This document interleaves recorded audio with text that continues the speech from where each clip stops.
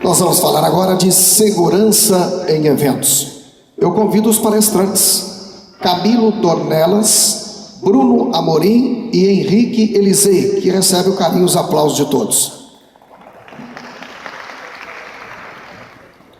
Para moderar, eu convido a Liege, da Freelancer Produções, que recebe também o carinho e os aplausos de todos.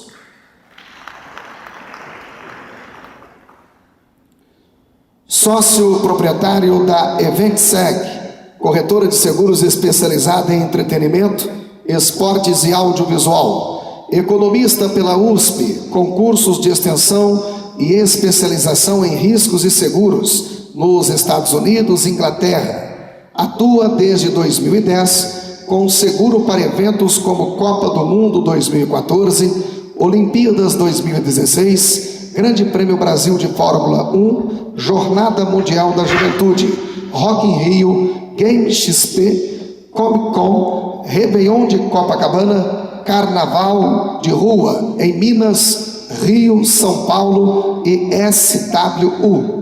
Atende hoje clientes como Rock in Rio, SR Com, Dream Factory do Brasil, Omelete Company, Rock Comunicação e Disney, entre outros. Convido para fazer a sua exposição Bruno Amorim. Bom dia a todo mundo. Quero agradecer a oportunidade aqui com a BRAP, com o Shaolin. Vou ser bem direto, né, falar bem diretamente de questões práticas do dia a dia em seguro de eventos, falando um pouquinho de alguns casos de sinistro, que eu acho que é o mais interessante, que a gente tem regulado aí nos últimos 10, 15 anos.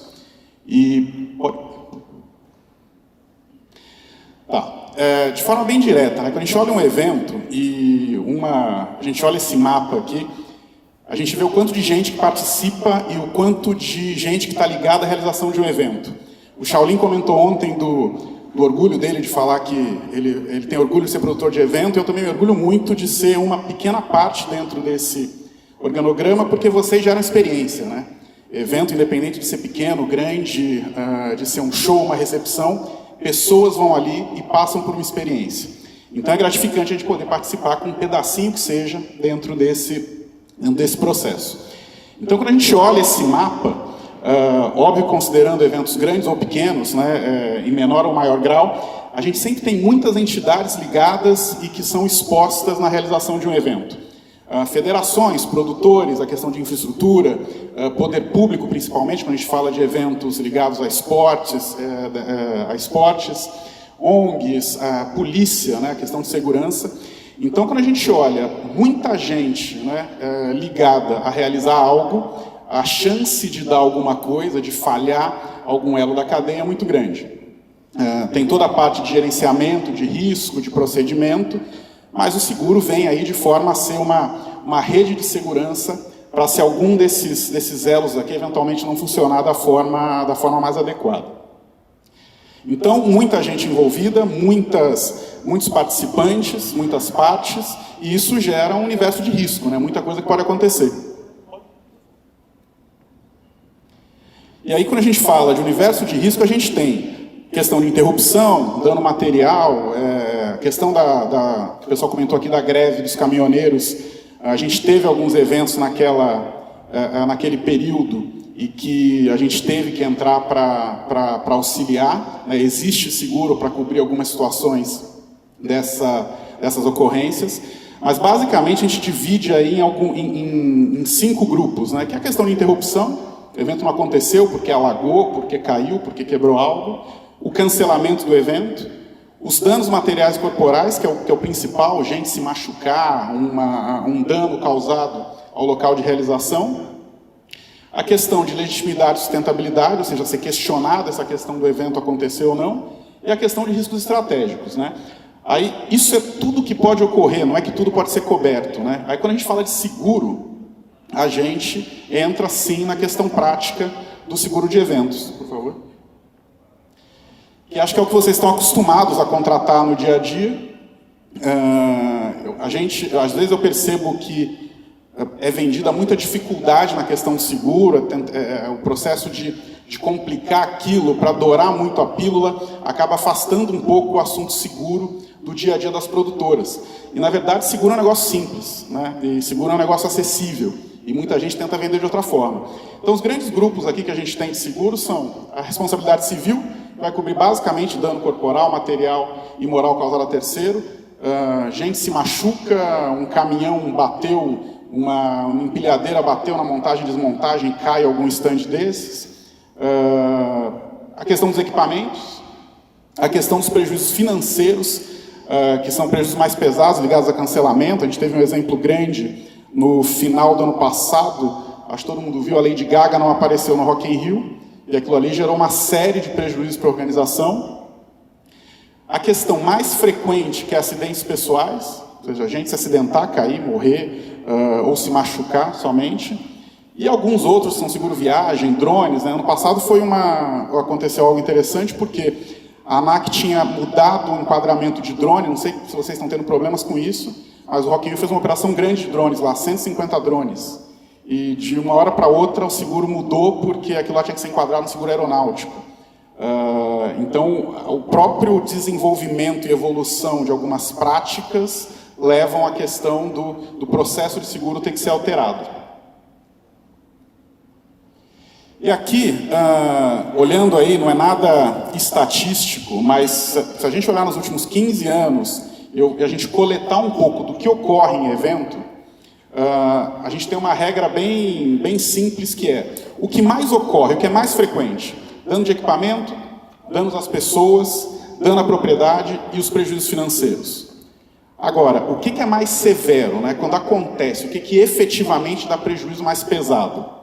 É o caminho inverso, né? Prejuízos financeiros, cancelamento de evento, um artista não aparece, você por uma questão de alagamento não pôde realizar um evento, ou então, a gente teve um caso que eu vou mencionar ali na frente, 2000 e alguma coisa, o Pavarotti vindo para o Brasil morreu, o organizador ficou com prejuízo daquele evento. Então, do ponto de vista de severidade, o que mais dá prejuízo, o que pode quebrar um organizador, uma produtora, são os eventos ligados a prejuízos financeiros. A questão é a planilha, né? Porque se você cancela um evento, não é que você tem que pagar algo ou não, você zerou a planilha e acabou aquilo ali. A questão de propriedade, né? Danos ao local de realização, pessoas que, apesar de ocorrer bastante individualmente, não são questões muito pesadas. E a questão de equipamento, acho que aqui todo mundo sabe, todo evento tem alguma ocorrência com equipamento, seja roubo, seja dano de causa externa, seja uma questão por água, então é muito frequente. Tá? E aí, enquadrando isso daí, algumas ocorrências que... Eu vou mencionar algumas outras também, aqui eu coloquei algumas mais antigas, porque tem algumas que estão bem recentes, ainda inclusive não finalizadas. Mas a questão da Jornada Mundial da Juventude, né, que foi alagado lá em Guaratiba, não conseguiram realizar e tiveram que mudar o local do evento. A questão do cancelamento do show do Pavarotti, do falecimento dele. O incêndio no palco do Tomorrowland lá em Barcelona. Uma câmera despenca no Parque Olímpico e deixa feridos. Se a gente olhar aqui, a maioria, né, nesses 3 casos aqui, a gente tem um caso onde foi principalmente dano corporal, a pessoa se machucou, mas os outros 3 casos são casos onde o prejuízo foi mais financeiro. Não, o incêndio do palco não, porque teve gente que se machucou ali, apesar também de uma parte ser parcialmente cancelado o evento. Mas os outros são ligados a prejuízos financeiros, que, quando ocorrem, são mais pesados. Agora aqui, estrutura de alumínio da CAI deixa feridos na Marina da Glória. A estrutura de eventos de Zaba, lá na Costa do Sauípe, foi um evento corporativo do Bradesco. Isso acho que em 2010, alguma coisa assim. Queda do palco do Luan Santana. Um acidente, desfile do Paraíso do Tuiuti. Aqui a gente percebe que, quando ocorre algo ligado a acidente, né, e a gente inclui nisso, por exemplo, tumulto, você sempre tem um volume grande de gente ferida. Você sempre tem uma questão complicada em termos de danos, de danos corporais. Que é a questão frequente. Você tem muita gente no evento, qualquer ocorrência pode causar muito dano, principalmente quando isso gera um tumulto. Tá? Outra questão da confusão num show na Argentina, uma explosão no show da Ariana Grande na Inglaterra. Esse caso foi bem emblemático também, com o suicídio da namorada do Mick Jagger. Ele cancelou alguns shows e a discussão era se aquilo teria cobertura ou não, fazendo um paralelo com o seguro de vida, se cobre ou não o suicídio. Foi feito um acordo para isso, para conseguir indenizar os produtores. E aqui eu coloquei esse círculo vermelho, porque acho que é o que mais acontece em evento, que é a questão de furto e desaparecimento de equipamento, celular, etc. E por que eu coloquei em vermelho e por que eu não chamo isso de sinistro, eu chamo de ocorrência? Porque é uma discussão eterna, que isso não pode ser coberto por seguro. A pergunta que mais a gente recebe mas e se sumir algo? Não tem cobertura.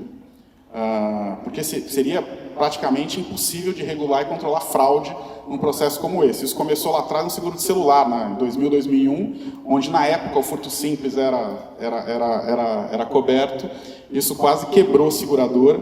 Então, pela dificuldade de se regular, de se apurar, de se conseguir dar uma solução para isso não tem cobertura. Mas tem uma forma de mitigar. Tem uma forma de mitigar que é a questão de procedimento, de gerenciamento, etc. Tá? Aqui são dois casos grandes também, mais frequentes.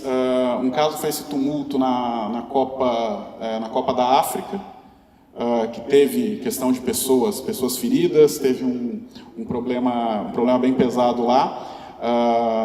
Se a gente comparar Copa da África com Copa do Brasil, nós tivemos, em termos de número de ocorrências, muito menos ocorrências do que lá. E todo mundo imagina que no evento como uma Copa do Mundo, o que mais vai acontecer são casos grandes. Na verdade, a Copa da África, o que teve mais de ocorrência foi sinistro de automóvel. Então, nada muito pesado, mas muita frequência, que é o que acontece num evento como esse. Esse foi um caso de falha de infraestrutura, o Commonwealth Games. Uma ponte caiu e não se tinha acesso ao local dos jogos. Então, foi cancelado praticamente todo o evento 12 dias antes da realização. Se acontece isso num show, imagina o prejuízo. Estavam comentando a questão de cancelar uma semana antes o show devido ao artista. O prejuízo para o produtor e para o organizador é pesado, porque você vai ter que ter a devolução, muita coisa você já pagou, em termos de infraestrutura, de aluguel de equipamento, de aluguel de local, mas isso tem seguro, isso pode ser coberto.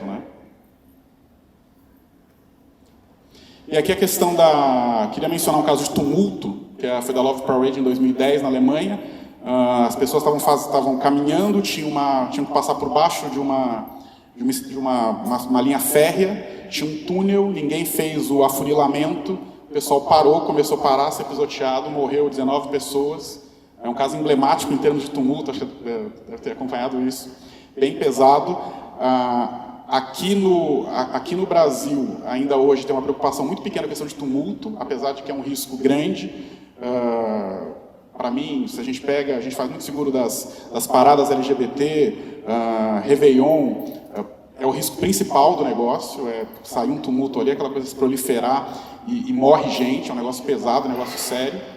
Tá? E aí, passando por esses exemplos, já foi avisado do restante do tempo aqui, só alguns pontos importantes que eu queria mencionar, que muita coisa que acontece no evento, muito sinistro, ele poderia ser facilmente evitado com procedimento. Gerenciamento de risco, mapeamento, mitigação, padronização de processo com fornecedor. Os maiores casos de sinistro que a gente tem, instalação e montagem, foi por questão de prestador, falhando em procedimento solicitado pelo organizador. Então, quando você gasta um pouquinho mais de tempo no planejamento e planeja e tenta colocar processo padronizado para prestador, para fornecedor, você geralmente tem um impacto disso positivo na questão de sinistro. Padronização de processo, basicamente. Roubo versus furto simples, aquela questão que eu mencionei, é o que mais é questionado. Então, todo mundo está num show, tem um celular furtado e vai na organização solicitar aquilo ali. Isso não tem cobertura. Dá para se proteger de alguma forma? Sim, você coloca um aviso no ingresso dizendo que não se responsabiliza. Né? É procedimento que, se tiver qualquer problema, vai ouvir? Vai, mas você tem ali algo que te protege quanto a isso. Principalmente nos eventos de rua, a gente tem hoje uma dificuldade, uma dúvida dos produtores da questão de como fazer a conta de público, né? Que a gente pega um evento, Réveillon de Copacabana, ninguém consegue falar exatamente quantas pessoas tem ali. A gente já emitiu o Réveillon de Copacabana com 2 milhões, já emitimos com 1 milhão, com 3 milhões, e a gente nunca vai saber o número certo. Mas isso é importante, ter um cálculo mais apurado possível, porque isso é o que determina o potencial de dano, isso é o que determina a própria precificação de seguro. A gente teve um caso no início desse ano que era uma concorrência de um carnaval de rua. E 3 agências concorrentes mandaram para a gente o processo para a gente fazer. Uma delas considerava 150 mil pessoas, a outra considerava 900 mil e a outra considerava 2 milhões de pessoas. Então, a partir do momento que você não tem essa padronização, você dá margem a trabalhar de forma diferente. Tá? E aqui a questão de custo-benefício. Quase tudo pode ser coberto, mas é importante analisar o que é viável e o que é aplicável. Não adianta tentar fazer um desenho de programa de seguro de um Rock in Rio para um evento pequeno. Evento pequeno você tem que cobrir o que ocorre mais, o que é mais frequente e o que cabe no bolso desse evento, o que cabe na planilha. E analisar o impacto do risco de forma simples. Tá? Então, basicamente, eu tentei resumir ao máximo aqui um pouco do que ocorre. Os exemplos todos ali foi para dizer, ocorre sinistro, gente. A questão do seguro não é simplesmente um papel, não. A gente tem aí 15 anos que a gente vê caso acontecendo. Então, é importante mencionar o que cabe nos projetos de vocês e a mensagem mais importante aqui existe seguro para tudo, dá para cobrir bastante coisa, vocês podem se proteger. E é só questão de olhar isso de forma mais simples, não tentar trabalhar de forma muito complicada em relação aos seguros. Só um pouquinho do que já foi falado ali. Né? Isso aqui foi uma coletânea do que a gente mexeu nos últimos 10, 15 anos, desde parada de rua até evento esportivo. E é o que eu tinha a dizer. Agradeço a atenção de todo mundo. Se precisar de dúvidas, contem, está por ali. Só. Obrigado.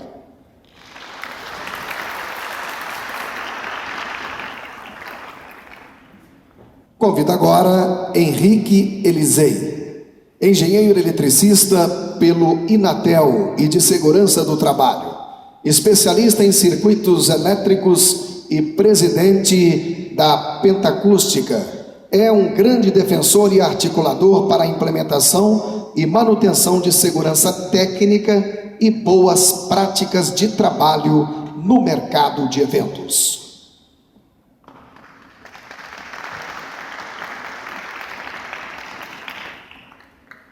Bom dia, pessoal. Agradeço os participantes, agradeço a ADAP, Shaolin pelo convite, meu grande e querido amigo Marcos Amorim pela indicação, os demais palestrantes e presentes. A gente tem muito pouco tempo para falar sobre um assunto muito extenso, né? O Bruno colocou aí um mapa de um evento, né? Eu vou fazer isso um pouco mais detalhado, né, e não tão amplo quanto ele, mas focando especificamente a parte de execução do evento. Né? E o que eu tenho para passar para vocês é falar um pouquinho das regulamentações que cercam e que delimitam a ponta da segurança técnica envolvendo os diversos fornecedores e ferramentas de execução no evento. Né? Bom, uma coisa que é importante é que todo o evento está polarizado na figura do produtor. Né? Então, ou seja, olhando de cima, se alguém tiver que reclamar, vai reclamar com quem está realizando o evento. Né? Então, a responsabilidade em cima disso é enorme. Né? Então, a coisa precisa acontecer de forma organizada, porque, além de prejuízo, a gente ainda tem uma série de amolações improdutivas que não fazem muito sentido no dia a dia do trabalho. Né? E a gente tem, basicamente, relações de trabalho e relações de consumo acontecendo aí. O camarada que vai comprar o ingresso, participar do evento, ele está consumindo um produto que vocês estão criando. Né? E vocês têm uma relação de trabalho com os diversos fornecedores e agentes externos para poder resolver o evento e fazer ele acontecer. Né?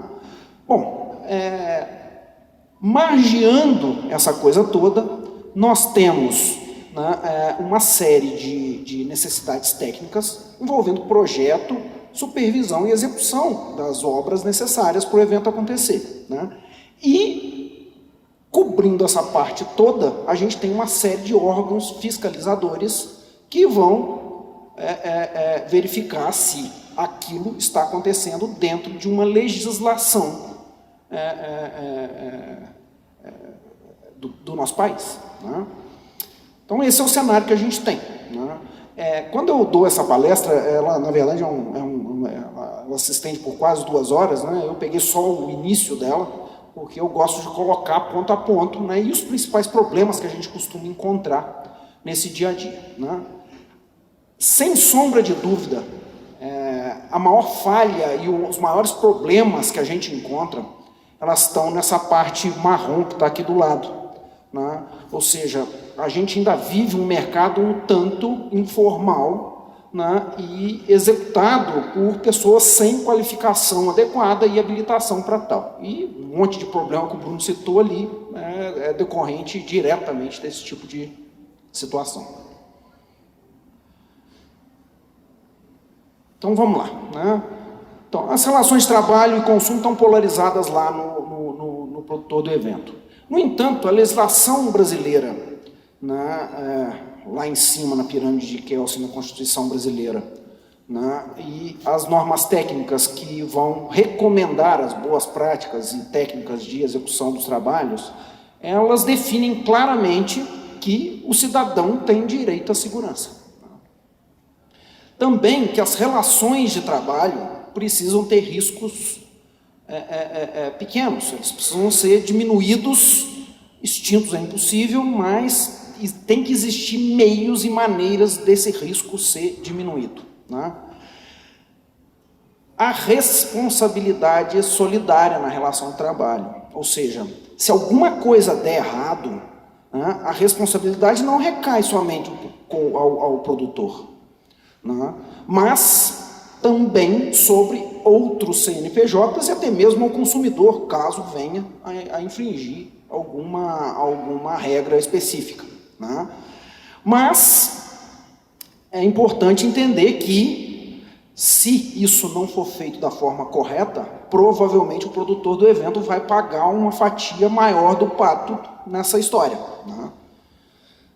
Qualificação necessária para a execução de ações técnicas. Isso é descrito amplamente, principalmente nas normativas técnicas e nas normas de segurança do trabalho.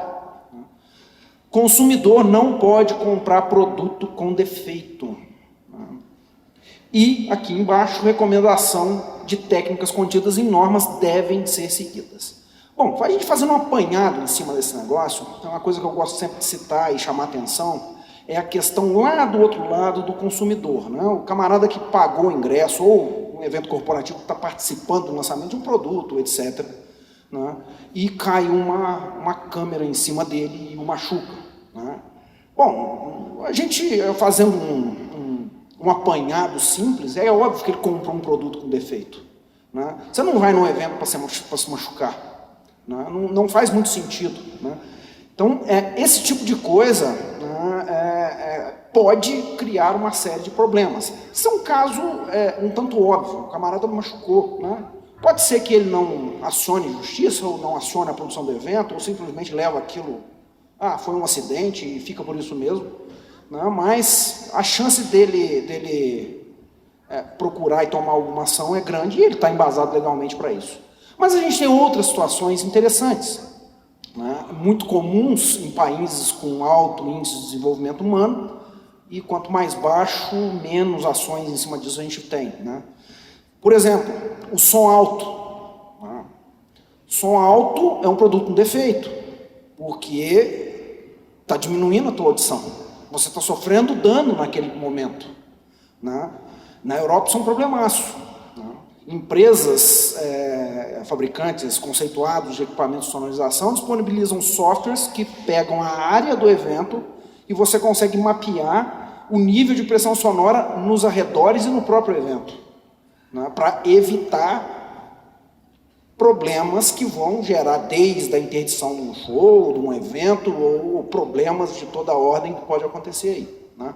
A gente não vê essa preocupação acontecendo no Brasil, né? O som é alto ou não existe critério algum para ele, né? Desafia alguém a falar que existe, porque não tem, né? E fica a porteira aberta. Se alguém quiser levar um dosímetro e criar a prova contra a produção do evento, tá fácil de fazer, né? É dinheiro no bolso, não tem jeito de escapulir, vai perder, porque a regra e a legislação embasa isso, não tem como fugir, né? Qualificação é outra ponta. A qualificação que a gente enxerga, num geral, na grande parte dos eventos, é a parte técnica funcionar. Basta, né? Isso vem depois dessa crise que nós tivemos aí, de 2013 para cá, isso ficou muito mais... isso salta aos olhos, né? A gente tem fornecedores que não estão conseguindo...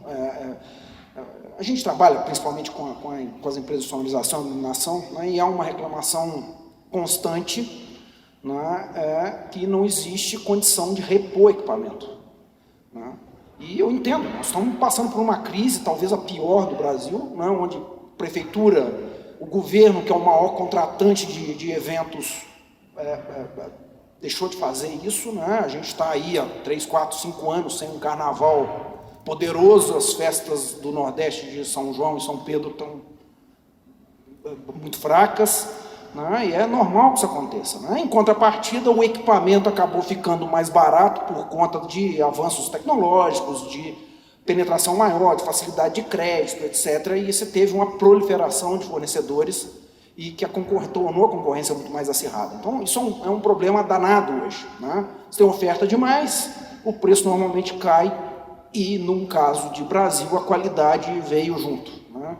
Então, não existe muita preocupação em relação a manter o escopo técnico da coisa como dita a regra, como dita a legislação técnica brasileira, né? E isso é um problema que a gente sente na pele, né? A nossa empresa, que é fabricante de infraestrutura, ela vê isso acontecendo quando o cliente nos liga pela dor querendo comprar produtos porque ele estragou tudo, queimou tudo, deu um monte de problema e etc.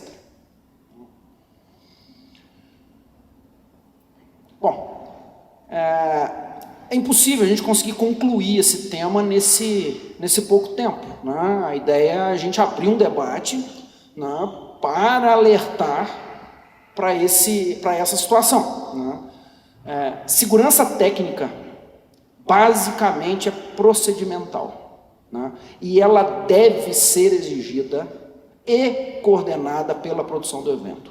Não dá para transferir a responsabilidade para o fornecedor, infelizmente. É muito mais difícil e muito mais complicado o fornecedor na estrutura econômica, na estrutura de eventos que a gente tem hoje, no tipo de demanda, ele manter um corpo técnico capaz de resolver o problema ou capaz de ajustar e definir regras comuns para todo o mercado, isso é necessário, né? Então, é necessário que isso seja repensado a nível de produção, né? A gente está aí há quase 20 anos levantando essa bandeira, né? E a gente não vê avanço significativo nisso, porque aceita-se somente o funcionamento, né? E de funcionar, para funcionar bem, nós temos um universo de distância, né? A informalidade precisa acabar em todos os aspectos. Profissionais precisam de qualificação e habilitação para isso. Gente, o mercado da engenharia no Brasil, por exemplo, a gente tem dezenas de milhares de engenheiros formando todo ano, ele é cerceado por conta disso daí. Ou seja, vai construir uma casa, o pedreiro não tem engenheiro civil, né? Mas forma ali um monte de gente, né? Vai fazer uma instalação elétrica, o engenheiro eletricista não é acionado para isso, porque tem um camarada informal que vai lá e faz, né? Então, isso precisa começar a diminuir, né? A palavra acho não cabe numa situação técnica, né? Ela cabe numa situação de previsão de tempo. Né? Eu acho que vai chover porque isso, aquilo, não tem jeito de você ter certeza. Técnica não, técnica é 100% de certeza. Não existe. Né? Na parte elétrica, por exemplo, tem 200 anos que um homem trabalha com eletricidade. Não existe, acho, mais. Não existe situações onde a gente não sabe o que é, o que não está acontecendo. Né? O setor necessita de projeto mais robusto, acompanhando o Bruno, a constatação é exatamente a mesma. Né? Precisa de planejamento, não existe, não tem, é muito fraco, é insípido. Né? Quando a gente tem eventos maiores, é claro, não tem como um Rock in Rio, uma Olimpíada, não tem como não ter planejamento, senão não acontece de jeito nenhum. Mas uma festa da cidade no interior do Ceará não tem planejamento nenhum. Simplesmente bota o povo lá, chama um artista, leva e o camarada que está levantando a estrutura morre eletrocutado na rede de alta. Né? Porque não existe planejamento algum. Né? E claro, não sei se existe alguém de conselho de classe aqui, mas a fiscalização dos conselhos é pífia. Ela praticamente não existe nos eventos. Em evento grande tem, esse ano a gente viu o CREA montando banca no Rock in Rio, né, e contando uma marra danada, mas enfim, tá, a obrigação deles fazerem isso tinha que acontecer o tempo todo. Né?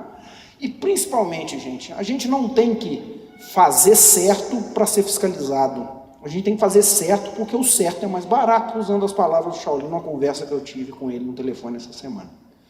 Tá?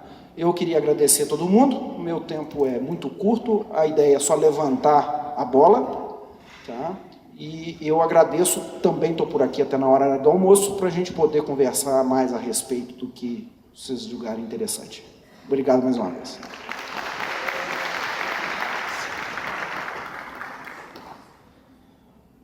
Nós agradecemos ao Henrique Elisei. Passamos a palavra agora para o Camilo Dornelas, especialista em segurança do entretenimento. Foi segurança do Complexo Maracanã, Rock in Rio, exposição Claude Monet, Rolling Stones e comentarista da Globo News e Band News. Obrigado, bom dia a todos, tudo bem? Tá fraco, hein? Você que trabalha com entretenimento falando assim, bom dia! Oh, você está feliz? Sim ou não? Ah, então tem que estar feliz, porque quem trabalha com entretenimento tem que estar feliz. Sim ou não? Então tá bom, beleza. Mas olha, eu apesar de estar feliz, eu queria antes de mais nada agradecer os meus antecessores aqui, excelentes palestras, a nossa mediadora, mas eu queria fazer um agradecimento especial a algumas pessoas, porque a vida, como disse o nosso Rafael Renzel, é uma vida de agradecimento. Então a gente vive porque a gente tem colaboradores, a gente vive porque a gente ama pessoas, a gente vive porque a gente faz isso com amor. E quem trabalha com entretenimento divide esse amor. Então eu queria agradecer a algumas pessoas aqui, umas até estou vendo, outras não, devem estar atrasadas, mas eu queria agradecer a Thiago Alei. Obrigado, Thiago. Eu estou aqui porque você um dia falou com alguém e esse alguém foi Shaolin. Obrigado, Shaolin, por tudo. Mas também queria agradecer Marinho Benassi e Mariela Benassi, que não estão aqui, mas estão chegando, mas vou agradecer a Rose, que está aqui. Mas eu queria agradecer também Pedro Neto. Cadê Pedro Neto? Está aí? Pedro Neto está aí. Obrigado, Pedro Neto, que eu fui lá no teu Fortal, evento maravilhoso. E queria agradecer a todos vocês, porque me convidaram pela segunda vez para estar aqui.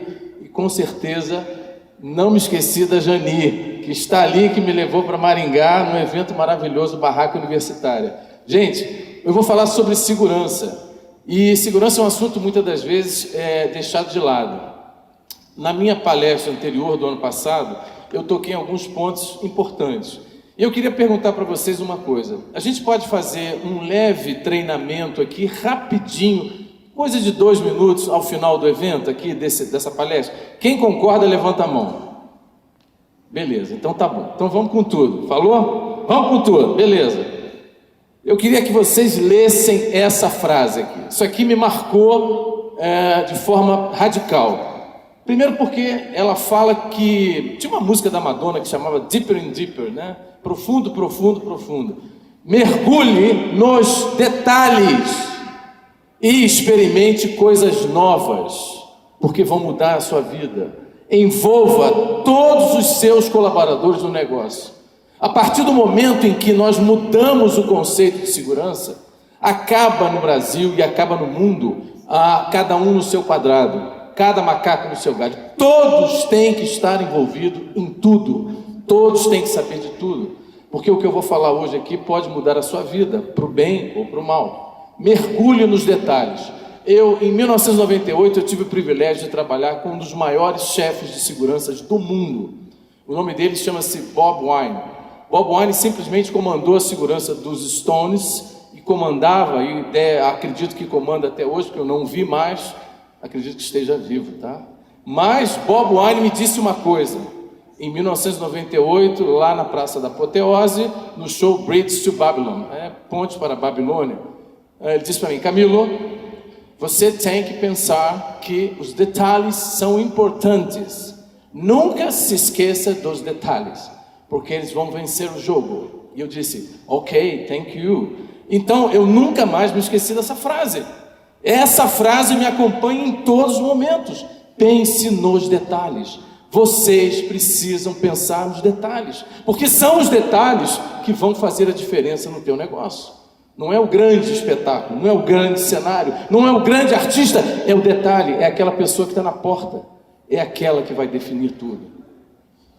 Então, o meu tema hoje é esse: gestão de multidões e público. E tem uma grande diferença. Público é um sentido mental. Sentido mental. Nós podemos estar num único local sem estarmos em multidão. Porém, a multidão é um sentido físico. Pessoas que não se conhecem, pessoas que vão lá envolvidas por um sentido mental, atração mental. Essa é a diferença. Então, se eu começo a fazer uma diferença entre um e outro, eu tenho que trabalhar diferente entre um e outro. Não são a mesma coisa e nunca serão. Olha como é que é.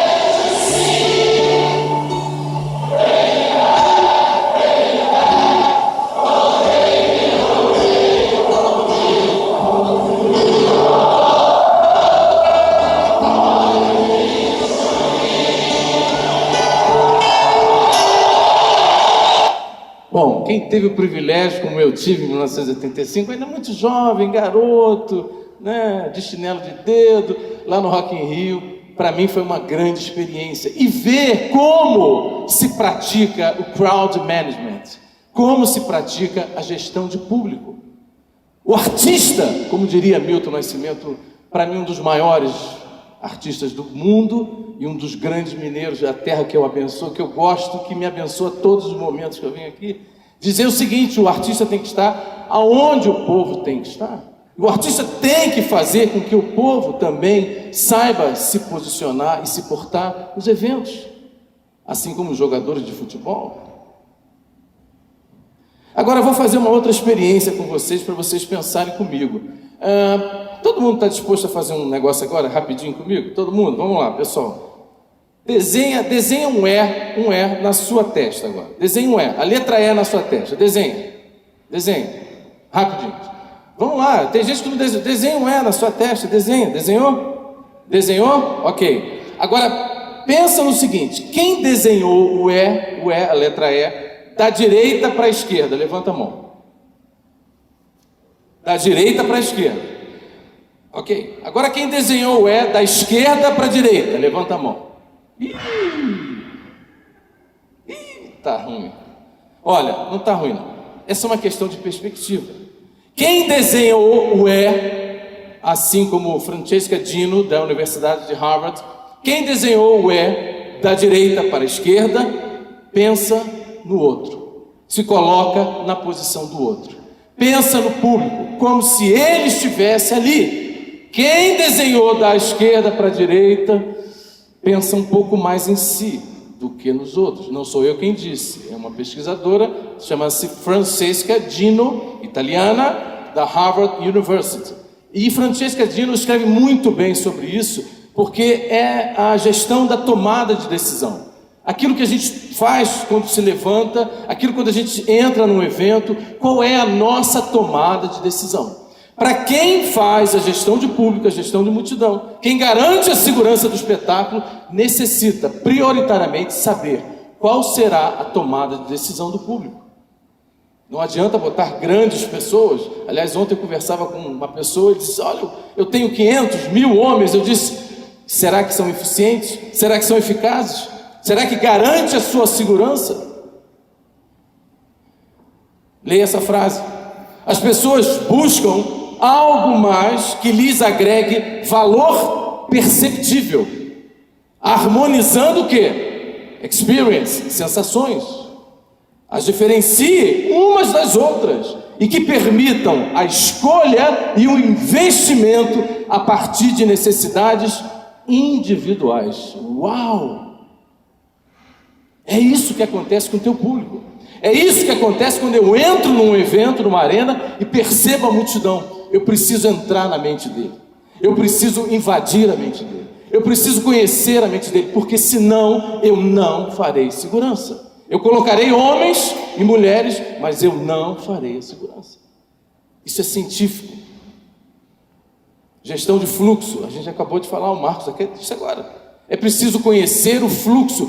Qual é o fluxo que você vai dar no seu evento? De que forma as pessoas vão entrar? Se elas vão entrar retilineamente, se elas vão entrar longitudinalmente, se elas vão entrar pela direita, pela esquerda, como é que isso se dá? Em que momento se dá? Eu poderia falar muito mais, mas o tempo não me permite. E uma das coisas que mais eu diferenciei no Maracanã foi a experiência que eu tive. Porque eu vi aquela fila enorme, principalmente os torcedores do Fluminense, que chegam sempre na última hora, aquela fila enorme de 1000 pessoas para comprar o ingresso, eu disse: mas como? Não, senhor Camilo, não tem como fazer diferente. Mas como não tem? Tem que fazer diferente.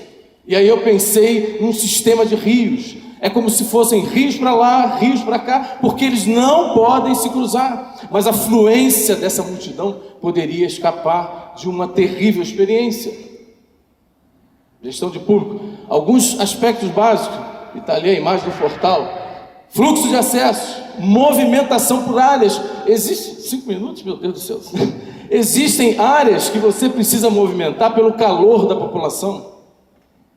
Comportamento do público também é outra experiência importante. Como é que o público se comporta em determinadas áreas? Vou correr.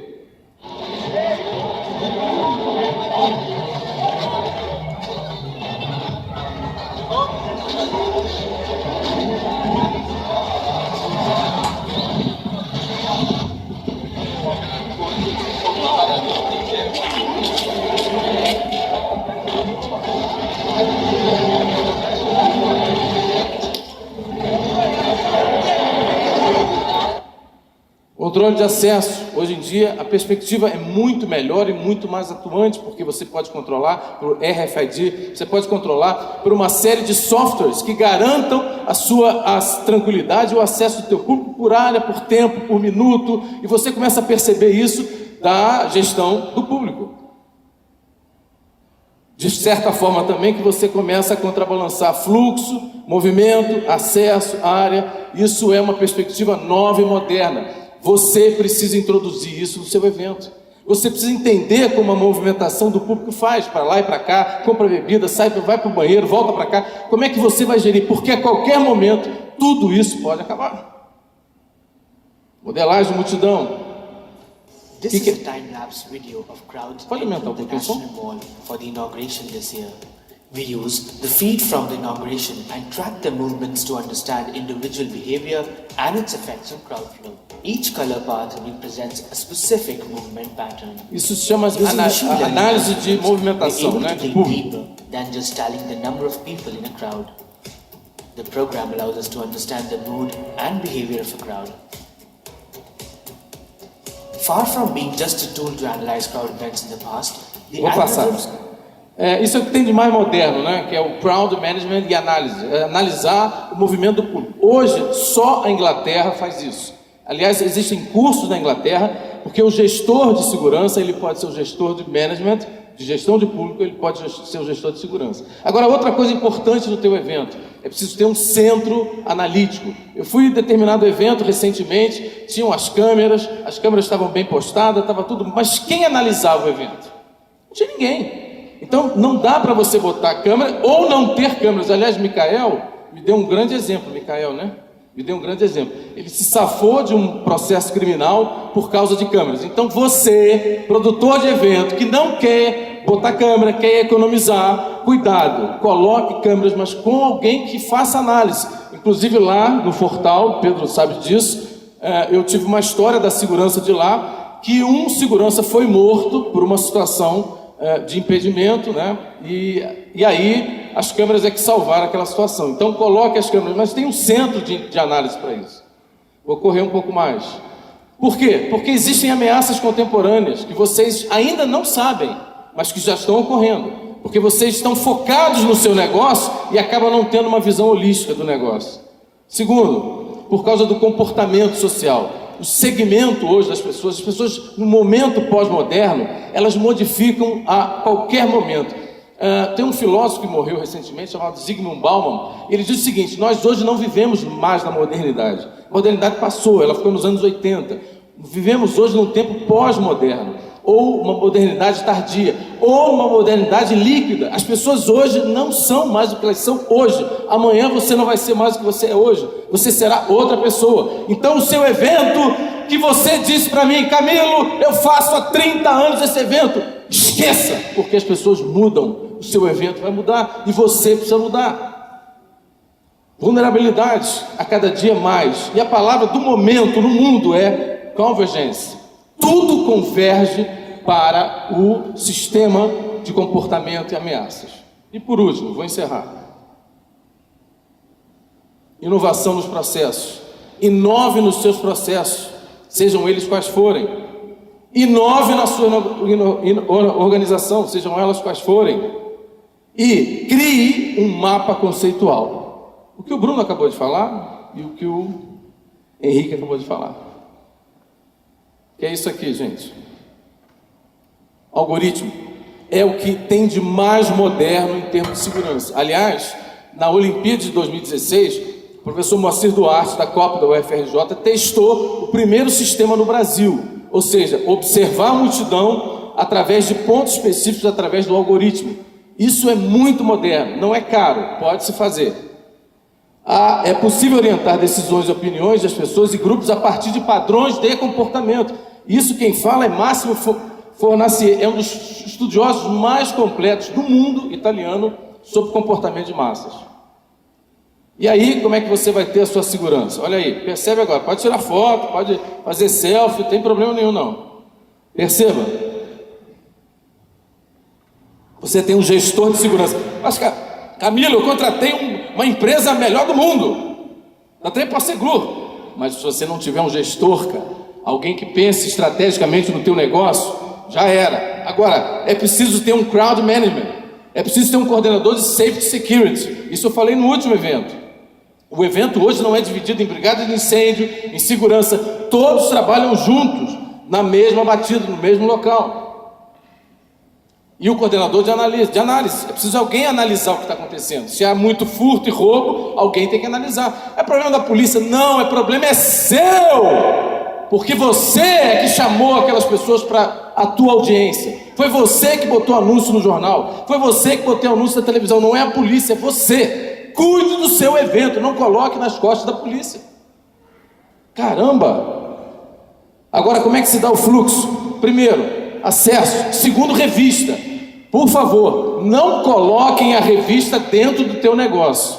Toda revista tem que ser feita antes, porque a pessoa tem que entrar limpa, bonita, gostosa, e aí ela vai se divertir. Vai beijar na boca, vai se divertir, vai dar cambalhota. Coloque a revista antes, depois a gente fala sobre isso. E aí vem todo o deslocamento. O teu mapa conceitual de segurança, o teu gestor de segurança tem que te apresentar isso. Cobre dele. Queridão, Camilo falou que você tem que me dar um mapa conceitual de entrada e acesso. Amanhã eu mando para o senhor, tá? Mas cobre dele. Estou terminando, gente. É verdadeiro que vivemos em grupos, que significa que não podemos fazer nada sem cooperação. Nossa maneira de cooperar afeta tudo que fazemos. Estou terminando. Que está suando a camisa aqui no meio! Vamos lá, Rock in Rio! Eu quero ver se vocês são 200.000 mãos pra cima!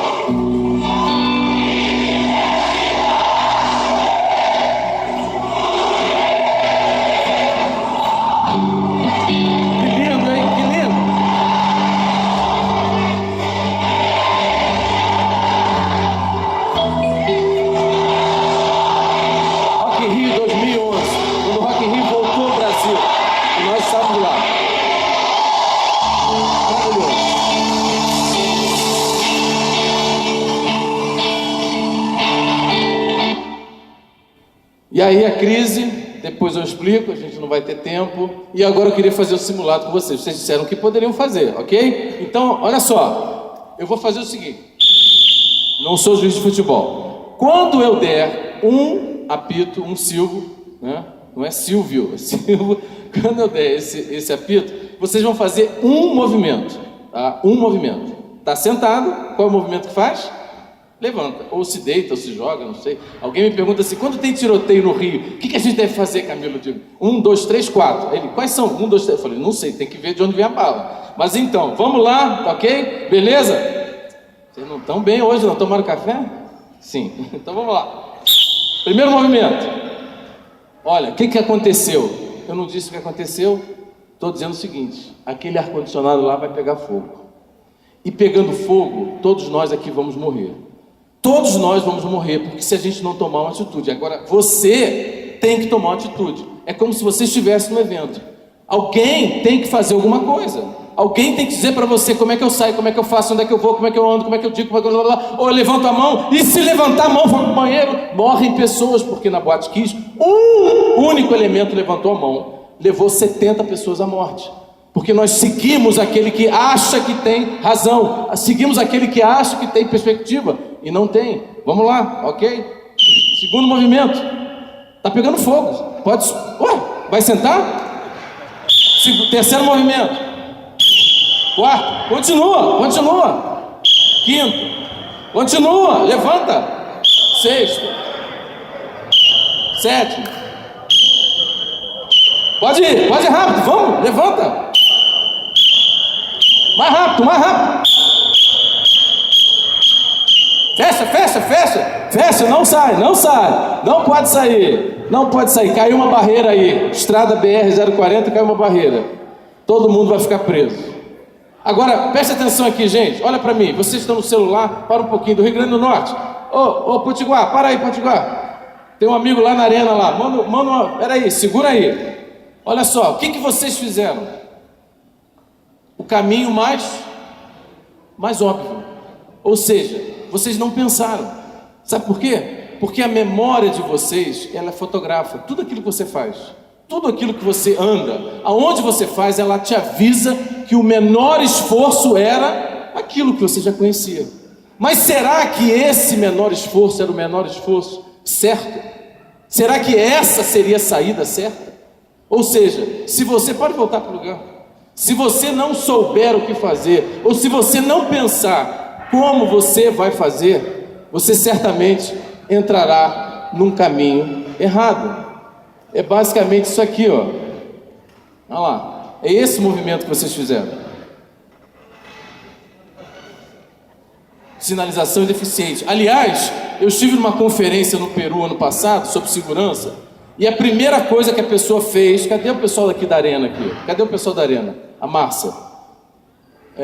Cadê a pessoa daqui? A primeira coisa que a pessoa faz no Peru é o seguinte: bom dia, buenos dias, buenas tardes, las informações de segurança. Primeira coisa, informações de segurança. Quando a pessoa entrar no seu evento, daqui, ó, Tiago, cadê você, Tiago? Tiago lá de Pedro Leopoldo, cadê o Pedro Neto?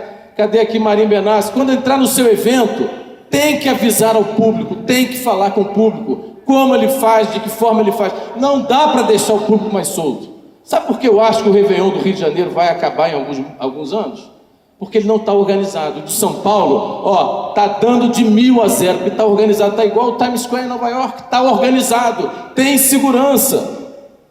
E para acabar, essa fala é minha, tá, gente? O público sempre necessita da interação e da assistência em grandes aglomerações e multidões, pois não são capazes de se orientar em meio a riscos e crises. Não são. A minha experiência com o GG Lara aí, nós conhecemos 30, Hollywood Rock, blá, blá, blá, Free Jazz, o público não faz nada sozinho. Você é que tem que fazer. Você é que convidou para o baile, tem que convidar e tem que cuidar. Entendeu isso, gente? Tem que cuidar do seu povo, porque você pode perder a sua reputação em 1 segundo e destruir o seu negócio. Muito obrigado, tenha um bom dia, boa tarde, e é isso aí, valeu!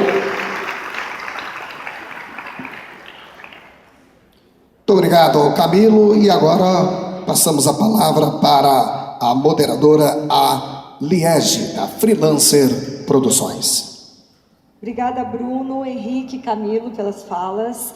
É isso mesmo, gente, para dar certo a gente tem que fazer inúmeras variáveis, para dar errado basta uma. Eu queria abrir para perguntas, não temos muito tempo, então a gente vai ter máximo 3 perguntas. Quem gostaria de perguntar e a quem? Segunda fileira da esquerda. Bom dia, senhoras, bom dia, senhores, bom dia, pessoal da mesa. Meu nome é Kevin, eu sou de Governador Valadares. Lá atualmente eu estou como diretor de cultura do município e como presidente da comissão de eventos da cidade e presidente também da Comovec, que é uma comissão que monitora eventos culturais e esportivos que algumas cidades de Minas Gerais, no estado de Minas Gerais, é realidade, né? Hoje no município de Governador Valadares a gente tem uma convergência muito grande em relação à questão de segurança de eventos por causa da articulação institucional. A gente entende que a prefeitura tem a sua responsabilidade porque é ela que emite o alvará, então a partir daí hoje a gente já tem legislações em andamento para serem aprovadas de forma que a gente ajude o organizador do evento ao chegar nesse denominador comum de segurança, porque a gente entende que a burocratização de eventos pode fazer com que eles diminuam e diminuindo a gente impede de certa forma o desenvolvimento econômico local do nosso município. Só que hoje a gente tem uma grande barreira e eu queria saber como acontece em outras cidades e até pela experiência de vocês, que é em relação à polícia militar no seguinte sentido. A polícia militar de Minas Gerais ela vem sendo sucateada, isso não é novidade para ninguém, já faz um tempo, e até pouco tempo atrás ela dava uma assistência muito grande da produção de eventos, mesmo com a consciência de que é responsabilidade dos organizadores, mas a polícia militar dava um certo suporte, principalmente nas cidades do interior e principalmente nas festas de rua. Desde o ano passado para cá, com a troca de comando no nosso município, a gente tem uma realidade, por exemplo, que o maior carnaval de rua da cidade, que não é organizado pela prefeitura, é organizado por um bloco específico, que movimenta geralmente 20 mil pessoas em torno da orla em volta do Rio Doce, onde a Polícia Militar exigiu que fosse feito barreiras em volta do rio, barreiras de controle de acesso, que para aquele momento de festa de rua e para aqueles organizadores que não são profissionais ou que trabalham exclusivamente com a organização, assustou muito. E a gente, quando prefeitura, quando nós fomos procurados para pedir socorro, a gente se viu um pouco de mãos atadas, no sentido de que as questões de segurança a gente tem a consciência e tem exemplos daquilo que são feitos.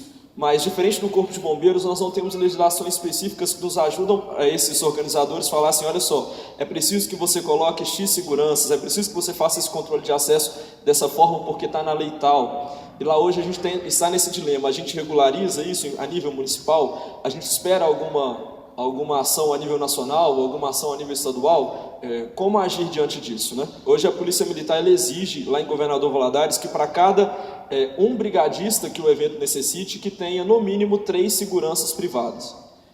além dos seguranças que cuidem do controle de acesso e além também da revista com a empresa de segurança registrada na Polícia Federal.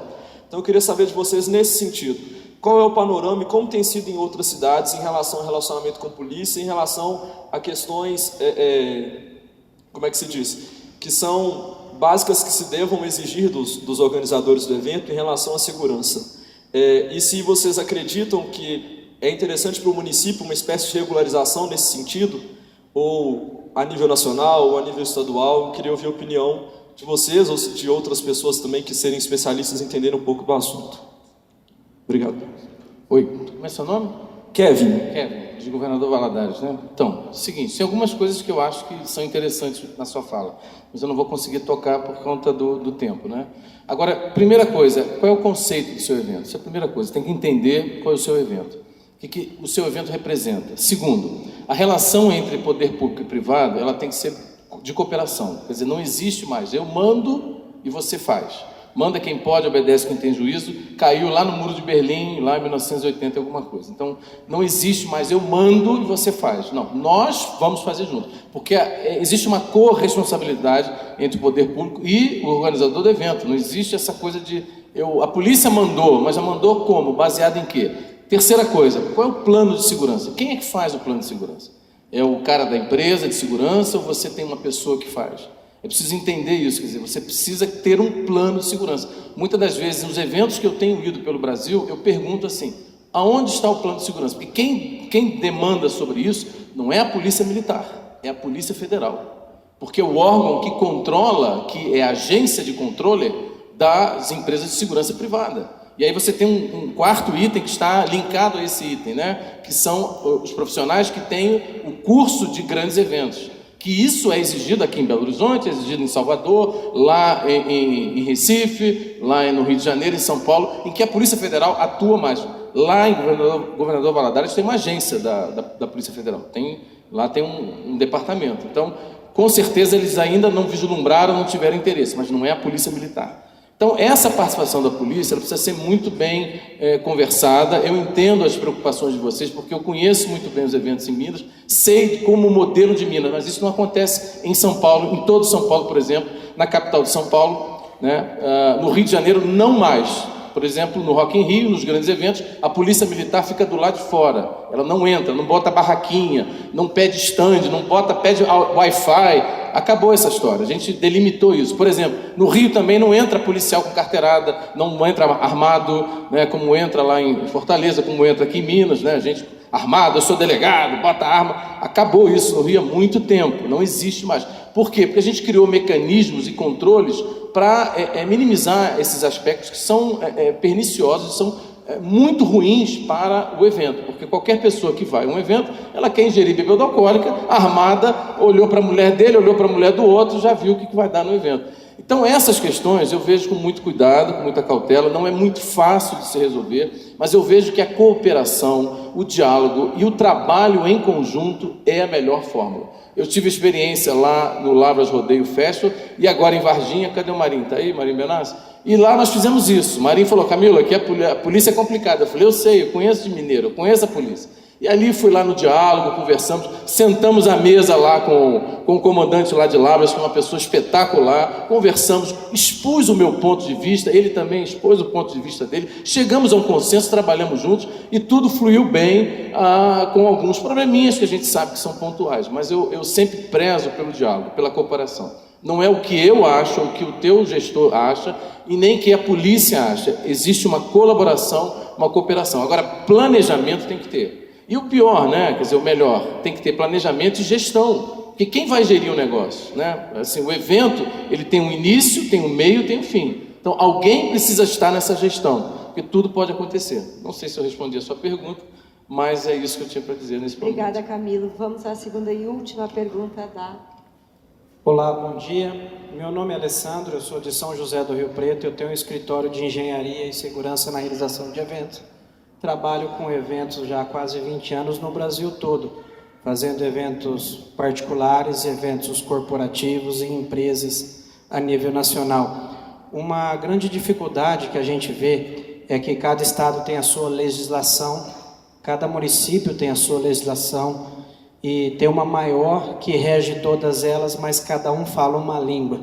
Então fica difícil o corpo de bombeiro em cada estado planeja um controle de segurança e brigadista, cada estado tem um cálculo.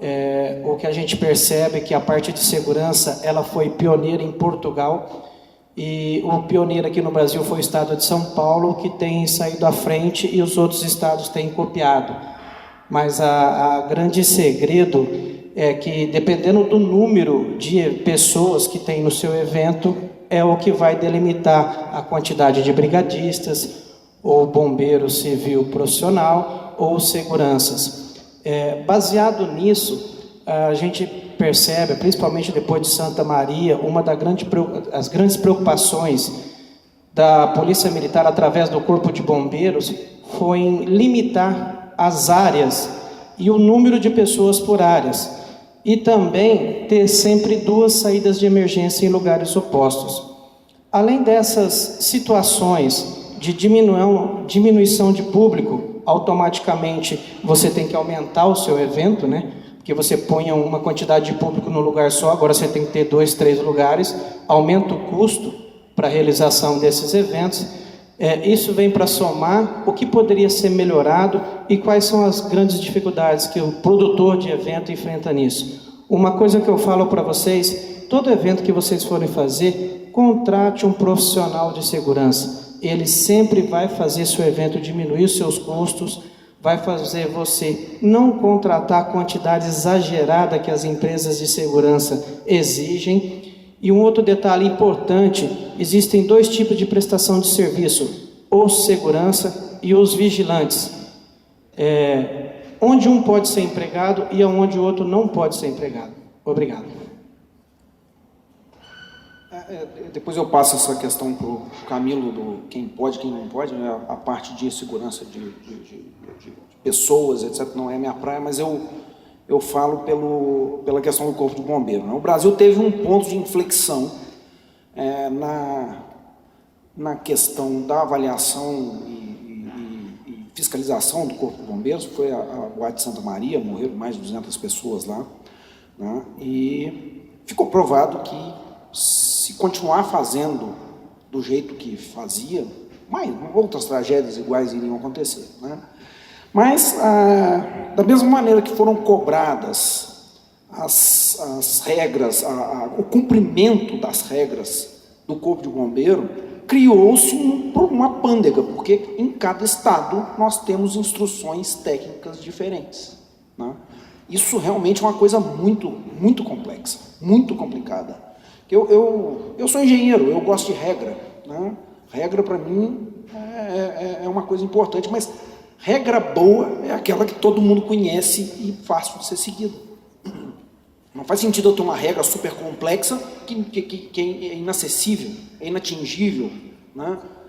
E a do bombeiro é um tanto assim, né? A gente tem os projetos de evento temporário que são necessários. É um caos, porque é caro, pouco profissional que sabe fazer, o bombeiro interpreta as coisas de um jeito, o profissional de outro, o produtor do evento ralha do outro lado, enfim. É nessa ponta que eu coloquei na minha palestra que precisa ser repensado, né? Um outro problema que sempre me reclamam é o corpo de bombeiro fazendo o papel de engenharia. O aterramento não é assim, isso aqui não pode ficar assim, tem que ficar lá, não sei o quê. E, infelizmente, não existe competência para isso. Só que, como não existe projeto que dá respaldo para a contestação do bombeiro, ele canta de galo. A mesma questão do Kelvin, né? Se não existir planejamento e projeto robusto, papel, croquis, assinatura, registro de responsabilidade técnica, anotação de responsabilidade técnica, engenheiro presente na obra, né? Vai estar passível disso acontecer, né? Então, assim, o que precisa, aos meus olhos, é que realmente as questões de segurança venham enfaticamente definidas pela produção do evento, através de um projeto robusto feito por quem realmente tem competência e qualificação e habilitação para tal. minimiza bastante esse impacto. Tá certo? Obrigada, Henrique. Nós estamos com nosso tempo. Deixa eu só dar uma resposta para ele aqui. Eu queria também dizer duas coisas para vocês. Eu estou encabeçando uma comissão que vai delimitar essa questão de segurança. Primeiro porque vocês contratam vigilantes. Vocês não contratam stewards, vocês não contratam segurança. O conceito mudou quando daquele episódio de Heysel, na Bélgica, e depois em Hillsborough, no episódio do Liverpool, onde morreram quase 250 pessoas. Ali mudou o conceito de segurança no mundo todo e o Brasil foi signatário desse conceito. Então, se você hoje tem steward, você hoje não tem mais vigilante. O vigilante cuida do patrimônio aqui, cuida do banco, cuida de uma série de lugares que são diferentes do sentido do entretenimento. E aí, quando você compra o segurança, você compra toda a carga tributária de uma empresa de segurança, você compra toda a carga de trabalhista que não se coadunam hoje com o evento. Então, na minha visão, a visão pós-moderna, nós tínhamos que fazer uma repartição. Quem trabalha com banco, quem trabalha com condomínio, quem trabalha com indústria, vigilante. E quem trabalha com entretenimento, uma outra galera. E a Polícia Federal poderia continuar tranquilamente, porque os encargos seriam outros, o treinamento seria outro, o cara não sai do banco, vai lá para o teu evento, ou volta do teu evento, vai para o banco, que é assim que acontece no Brasil inteiro. Eles são os mesmos. O que diferencia é isso aqui. Obrigado. Obrigada a todos. Quero agradecer à mediadora, a Liege, também ao Camilo Dornelas, Bruno Amorim e o Henrique Elisei. Recebe mais uma vez o carinho e os aplausos de todos.